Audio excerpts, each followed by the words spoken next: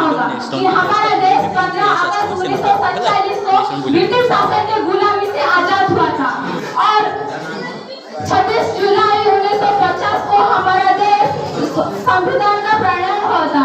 गणतंत्र, इस गणतंत्र का मतलब क्या है? गण का अर्थ जनसाधारण है और तंत्र का अर्थ साधारण है। डॉक्टर भीमराव अम्बेडकर को हमारे संविधान का जनक माना जाता है।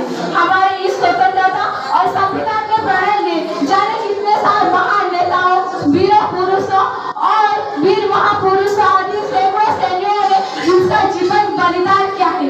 इसके लिए हमारे इस हिंदुस्तान की मिट्टी के लिए, हमारे भारतवर्ष के लिए, हम इस भारतवर्ष के अमर संतान है। हमें हमारे देश को सर्वश्रेष्ठ बनाना है और उन्नति के पथ पर आगे ले जाना है। तभी जाके इन वीर महापुरुषों का बलिदान सार्थक होगा, जिसने हमारे लिए, हमारी आजादी के लिए अपने जीवन, प्राणों, तपस्या को त्याग कर दिया है। हमारी इस मिट्टी के लिए हमें आगे जाके अपने जिंदगी में कुछ ऐसा करना होगा जिसके कारण हमारा देश हमारे लिए गर्व करेगा और हमारे इस महापुरुषों का बलिदान सार्थक होगा।